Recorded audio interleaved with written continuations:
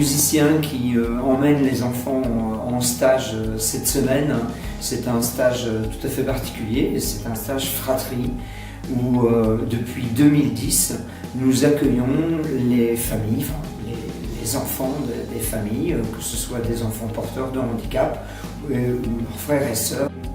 Moi je mène les activités musicales qui consistent à chanter, à danser et à jouer avec les instruments. C'est aussi bien des découvertes que des orchestrations un petit peu plus sophistiquées, avec des harmonies à respecter, avec des rythmiques à respecter.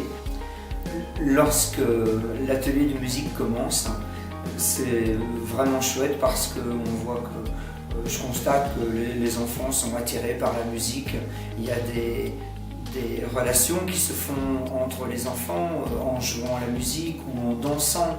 Il y a des interactions sans arrêt entre les enfants eux-mêmes, mais entre nous, adultes, musiciens, intervenants et les enfants. En ce qui concerne la musique, c'est des groupes d'âge, donc il peut y avoir aussi bien un enfant porteur de handicap avec un petit voisin qui n'est pas du tout porteur de handicap.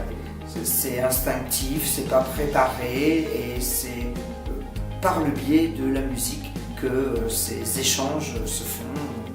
C'est aussi évidemment sensible parce que la musique c'est aussi dans la sensibilité, les chansons c'est la sensibilité et le mouvement, la danse c'est un autre mode d'expression. Tout le long du paradis, sur petite souris.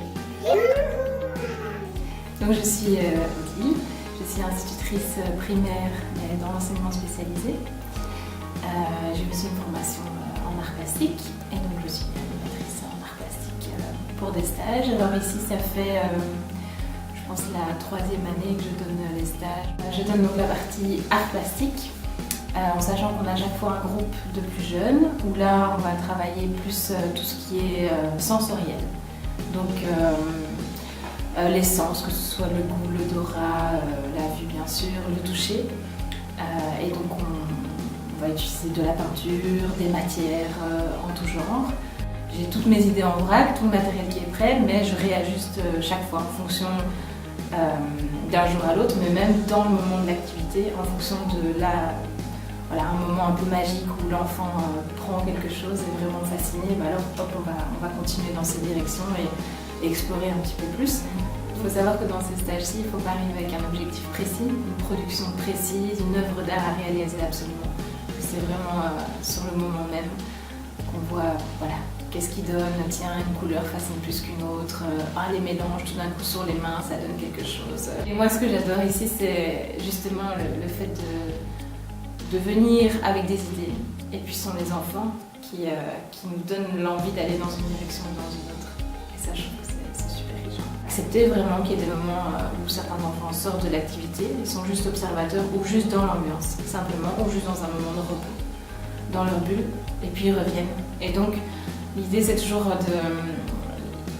de stimuler quand même les enfants, mais aussi de s'adapter à leur rythme.